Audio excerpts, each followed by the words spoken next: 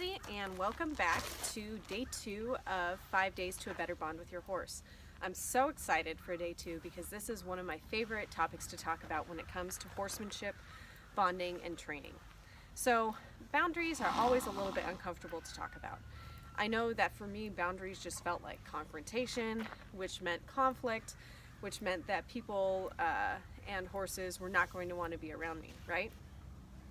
But what I found that when I finally sort of approached boundaries with intentionality, that they really revolutionized my human relationships, and they also revolutionized my relationships with the horses. And it really helped me understand how exactly it is that we create a space where we can be safe in a partnership. So this goes with horses and with people. So the first thing to know about boundaries, I think we all understand that it's the concept of where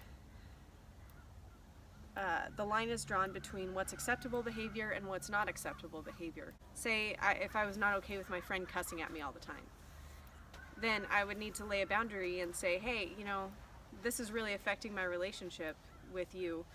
If you're cussing at me all the time, it's kind of making me not want to be close to you. Well, we do the same things with our horses. When our horses bite us, we don't want to be around them, right? When they don't listen to our leadership, we don't want to be around them. So horses, being herd animals, want to know what behavior is acceptable, because then they know, one, that you're the leader and they don't have to be the leader, and two, that you've created a space and a structure for you to be at peace together.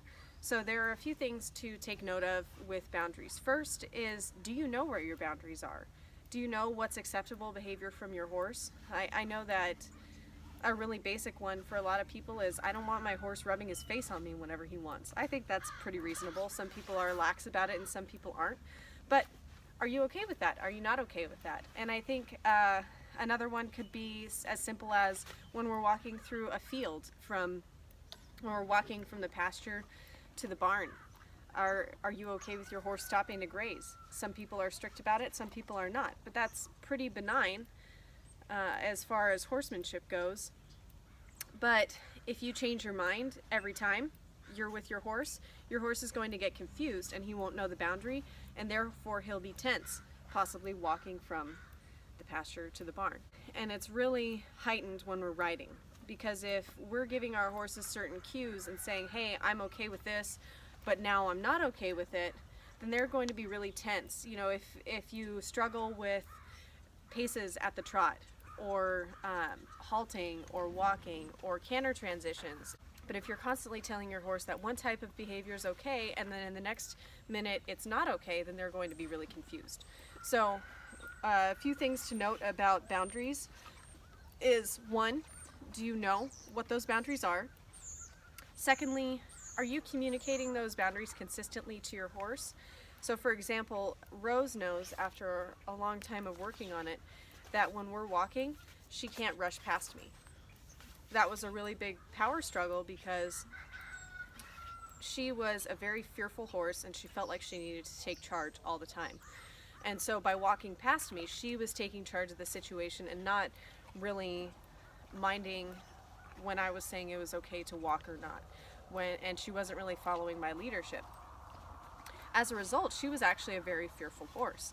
And as you can see now, she's standing in a good personal space. She's relaxed.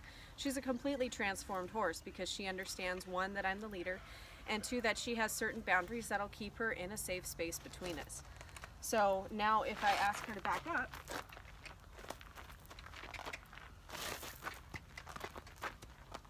she does so without arguing.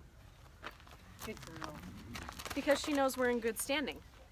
And she knows that's how we stay in good standing, is by submission to my leadership. So the last thing that I want to talk about with boundaries with our horses